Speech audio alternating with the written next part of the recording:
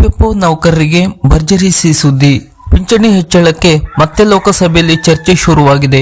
ಕನಿಷ್ಠ ಪಿಂಚಣಿ 1000 ರೂಪಾಯಿದಿಂದ 9000 ರೂಪಾಯಿಗೆ ಏರಿಕೆಯಾಗುತ್ತದೆಯೇ? ಹೌದು, ಭಾರತದಲ್ಲಿ ನಿವೃತ್ತ ಕಾರ್ಮಿಕರ ಜೀವನೋಪಾಯಕ್ಕೆ ಅತ್ಯಂತ ಪ್ರಮುಖವಾದ ಉದ್ಯೋಗಿ ಪಿಂಚಣಿ ಯೋಜನೆ ಇಪಿಎಫ್ಒ ಮತ್ತೊಮ್ಮೆ ರಾಷ್ಟ್ರೀಯ ಚರ್ಚೆಯಲ್ಲಿ ಕೇಂದ್ರ ಬಿಂದುವಾಗಿದೆ.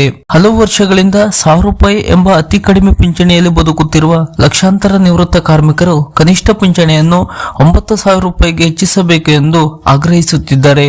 ಈ ಬೇಡಿಕೆ ಈಗ ಸಂಸತ್ತಿನಲ್ಲೂ ನ್ಯಾಯಾಂಗ ವಲಯದಲ್ಲೂ ಮತ್ತೆ ಪ್ರತಿಧ್ವನಿಸುತ್ತಿರುವುದು ಶೀಘ್ರದಲ್ಲೇ ಇಪಿಎಫ್ಒ ನೌಕರಿಗೆ ಶುಭ ಸುದ್ದಿ ಸಿಗಬಹುದು ಎಂಬ ನಿರೀಕ್ಷೆಯನ್ನು ಹುಟ್ಟುಹಾಕಿದೆ.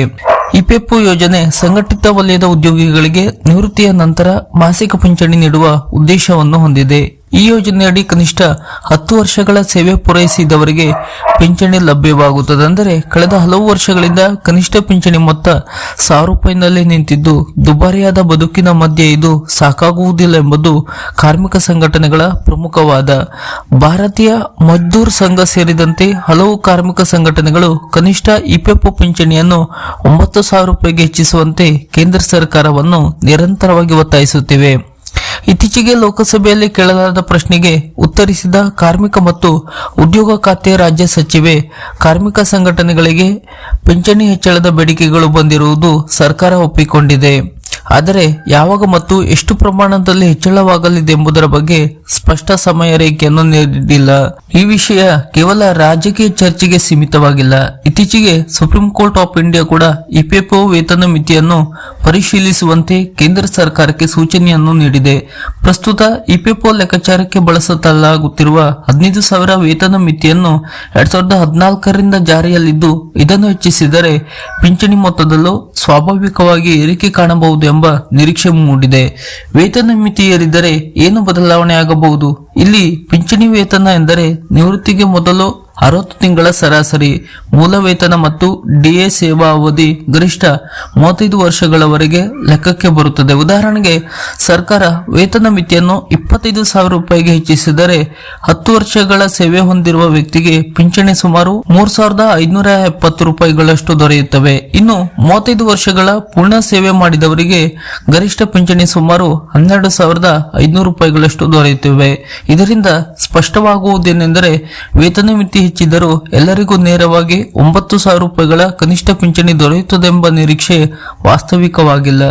ಸೇವಾವಧಿ ಕಡಿಮೆ ಇರುವವರಿಗೆ ಪಿಂಚಣಿ ಇನ್ನೂ ಕಡಿಮೆ ಮಟ್ಟದಲ್ಲಿ ಇರುವುದು ಸಾಧ್ಯವಾಗುತ್ತದೆ. ಇನ್ನು 1,000 ರೂಪಾಯಿನಿಂದ 9,000 ರೂಪಾಯಿಗೆ ಏರಿಕೆ ಎಂದರೆ ಸುಮಾರು 9 ಪಟ್ಟು ಹೆಚ್ಚಳ. ಇಪಿಎಫ್ಒ ಒಂದು ಕೊಡುಗೆ ಆಧಾರಿತ ದೀರ್ಘಕಾಲಿಕ ಸಾಮಾಜಿಕ ಭದ್ರತಾ ಯೋಜನೆಯಾಗಿರುವುದರಿಂದ ಇಂತಹ ದೊಡ್ಡ ಏರಿಕೆ ನಿಧಿಯ ಆರ್ಥಿಕ ಸ್ಥಿರತೆಗೆ ಭಾರಿ ಹೊರೆ ತರಲಿದೆ ಎಂಬುದು ಸರ್ಕಾರದ ಪ್ರಮುಖ ಆತಂಕ. ಈ ಕಾರಣದಿಂದಲೇ ಸರ್ಕಾರ ಯಾವುದೇ ತೀರ್ಮಾನ ತೆಗೆದುಕೊಳ್ಳುವ ಮೊದಲು ನಿಧಿಯ ಸ್ಥಿರತೆ, ಭವಿಷ್ಯದ ಹೊಣೆಗಾರಿಕೆಗಳು ಮತ್ತು ಕೋಟ್ಯಂತರ ಸದಸ್ಯರ ಮೇಲೆ ಆಗುವ ಪರಿಣಾಮಗಳನ್ನು ಸೂಕ್ಷ್ಮವಾಗಿ ಪರಿಶೀಲಿಸುತ್ತದೆ.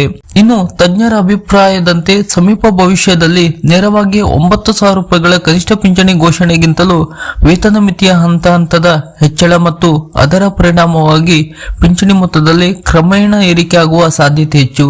ಜೊತೆಗೆ ದುಬಾರಿ ಭತ್ಯೆ ಮತ್ತು ವಿಶೇಷ ನೆರವಿನ ರೂಪದಲ್ಲಿ ನಿವೃತ್ತ ಕಾರ್ಮಿಕರಿಗೆ ಹೆಚ್ಚುವರಿ ಸಹಾಯ ನೀಡುವ ಆಯ್ಕೆಯನ್ನು ಸರ್ಕಾರ ಪರಿಶೀಲಿಸಬಹುದು. ಇಂದು 1000 ರೂಪಾಯಿ ಪಿಂಚಣಿಯಲ್ಲಿ ಬದುಕು ಸಾಗಿಸುವುದು ಅಸಾಧ್ಯ ಎನ್ನುವ ನಿವೃತ್ತ ಕಾರ್ಮಿಕರ ಸಾಮಾನ್ಯ ಅಭಿಪ್ರಾಯ.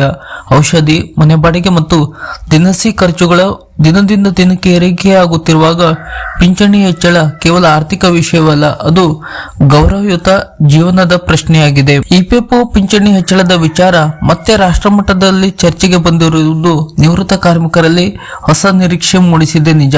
ಆದರೆ 9,000 ರೂಪಾಯಿಗಳ ಕನಿಷ್ಠ ಪಿಂಚಣಿ ತಕ್ಷಣ ಜಾರಿಯಾಗುತ್ತದೆ ಎಂಬುದು ಭರವಸೆಯಲ್ಲ. ವೇತನ ಮಿತಿ ಪರಿಷ್ಕರಣೆ, ನ್ಯಾಯಾಲಯದ ಸೂಚನೆಗಳು ಮತ್ತು ಸರ್ಕಾರದ ಆರ್ಥಿಕ ಲೆಕ್ಕಾಚಾರಗಳ ನಡುವೆ ಅಂತಿಮ ತೀರ್ಮಾನ ಹೊರಬೀಳಲಿದೆ. ಅಲ್ಲಿಯ ತನಕ ಇಪಿಎಫ್ಒ ಪಿಂಚಣಿದಾರರು ತಾಳ್ಮೆಯಿಂದ ಕಾಯಬೇಕಷ್ಟೇ. ಇಪಿಎಫ್ಒ ಪಿಂಚಣಿಗೆ ಸಂಬಂಧಪಟ್ಟಂತ ಇತರದ ಹೊಸ ಅಪ್ಡೇಟ್ ನ ಮಾಹಿತಿಗಳಿಗಾಗಿ ನಮ್ಮ ಚಾನೆಲ್ ಅನ್ನ ಸಬ್ಸ್ಕ್ರೈಬ್ ಮಾಡಿ ನಮ್ಮನ್ನು ಕೂಡ ಬೆಂಬಲಿಸಿ. ನಮಸ್ಕಾರ.